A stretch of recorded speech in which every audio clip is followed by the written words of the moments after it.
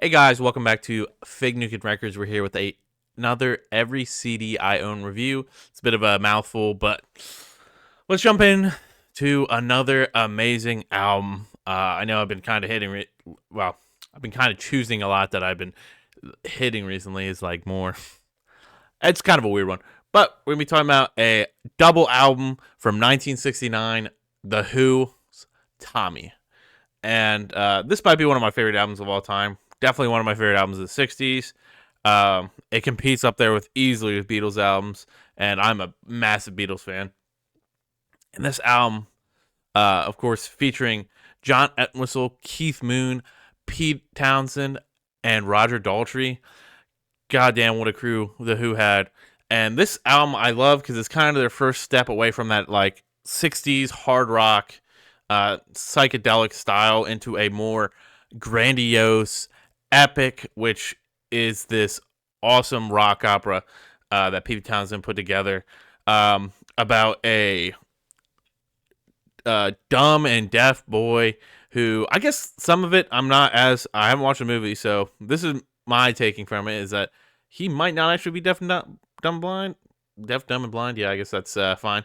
I don't know. It's kind of weird because it seems like he is, but also you didn't hear it. Kind of makes it seem like somebody's telling him like, "Oh no, you should never see it. You should never see what you saw," or maybe it's just that's how he's born. So it's kind of a weird thing that maybe I've thought about a couple times when listening to the album, but I'm not gonna go too deep into it.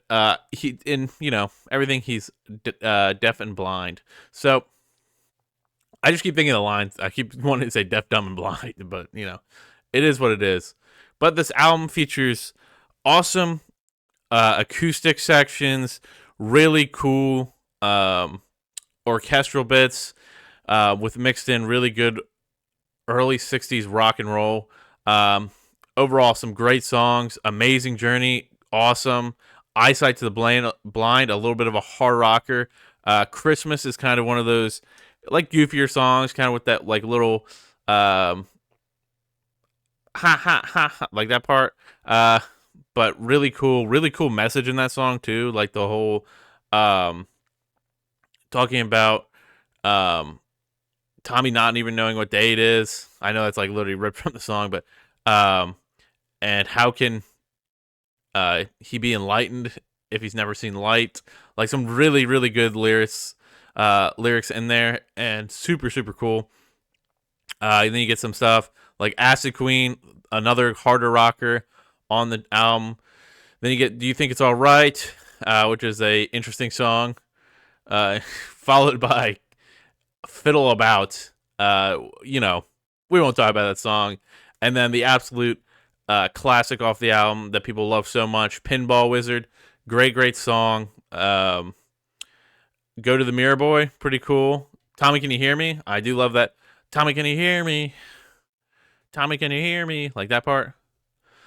Smash the Mirror is a super good song. Sensation, like a classic, another classic 60s sounding kind of psychedelic tune. Uh, Sally Simpson, a fun little story track about a kind of like super fan of Tommy. It's pretty fun. I'm Free has kind of got that little bit of that like '60s rock swagger, like the I'm Free. Yeah, it's kind of got a little bit of that cool little bit. Then you got We're Not Gonna Take It to finish off the album, the 7 minute long anthem, another great track that's super popular off this album. And then of course I did miss like a little bit Underture. That's a cool like 10 minute um little kind of, I don't want to say filler track. That's not like the right word, but a cool little um, interlude to the album that I think breaks it up pretty well and is super cool. Like 10 minutes long. This album is a long album. This is I think an hour and 14 minutes. This whole album, and it's a double CD. Of course, you get a little look at that. It's a little harder to see. Ooh, needs a little. Sounds like it needs a little lubrication. Not actually, but yeah, this album. Goddamn, it has been in my life for a long time now. One of my most played records of all time on LP, CD, and whatever way I consume media. This album has definitely always been up really high. Uh, I mean, from really giving a lot. I don't know as much about. I'm trying to think, like, because I've listened to a decent bit of earlier Who. To me, this is when the Who really breaks out in their own. There's still some stuff like I could see for Miles and some other really really good stuff in the early time, my generation, of course. But I really think this is when they come to their own. You get cool little bits with them singing, like all the members singing. But overall, like to me, this is their first like real masterpiece album. Like Who Sells Out's cool, but like I find myself not listening to the first 3 albums as much as this album. And for this being their 4th album, I mean, it might be damn near better than like let me think. It's the 4th album by the Beatles. Uh, Man, I'm being bad right now. 4th album by the Beatles is Beatles for Sale? Am I wrong with that? That might be the 3rd album. Uh no, no, it is Beatles for Sale. Okay. I got it. Yeah, I think it's probably better than Beatles' 4th album. Not that I would say that this whole catalog up to that point has been as good, but god damn, this album really, really hits hard. Luckily, I had to see most of it when they went in, I think 2018, I want to say, when they did that orchestral tour and they had like an orchestra from each like city they went to, which was really cool. Basically show up at the show. It was super unique. I fucking love Tommy, dude. It is such a good album. It's honestly gonna be one of the easier ones to rank on my tier list. Cause I think overall, like I love these albums. And I could, like, my thing with, like, Relay or something like that, I talked about, like, that album could probably flip-flop with Close to the Edge, and I think Close to the Edge is probably an overall better album than Relay, or I just, like, that's probably my favorite just for the chaos it has. Something like Damage Done is really, really good and awesome all the way through, but there's almost nothing that has quite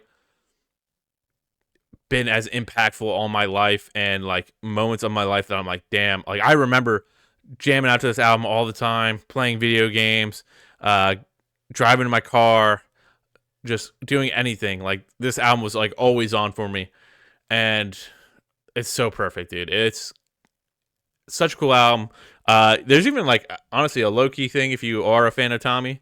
The band The Hillbenders makes a cool like bluegrass cover of this album, which is really really cool. Like cover the whole album, really interesting. But overall, if you haven't heard this album, this has got to be on your number one priority. This album is amazing. Like I said, the storytelling throughout.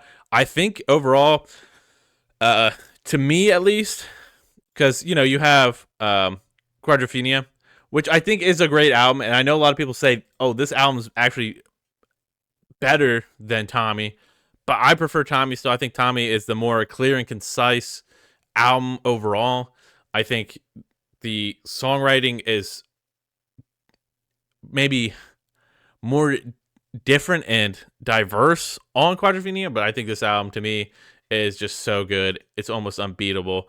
But yeah, I don't own Quadrophenia on CD, so you guys won't get a review of that sadly for this series until maybe I do. But I can't get any CDs while I'm doing this review. I'm locking myself in. I'm trying to stay away from the stores with CDs and stuff like that. Of course, if there was one like that, I'm like, oh my god, this is cheap and I have to get it. That might be the exception, but so far I haven't found myself in that situation. But this album, like I said, S tier album easily. I know we're kind of getting heavy with C being our least used one. Maybe we'll try and get a bad album for the next one. I don't want to say that because I try not to buy any albums I wouldn't really listen to or like. So yeah, this album, super sick though. And if you haven't checked it out before, definitely do so. But that's all for today, guys. Stay tuned. I don't know what the next album is. I know I like pre-planned this one after Verminous by Black Dahlia Murder, which probably a lot of people from there weren't like, oh, let me go watch Who after listening to this review. But hey, you know, if you stuck around, thank you very much. Drop a like, subscribe, turn on the notification bell for all new episodes of this series. But that's all for today, guys. Peace.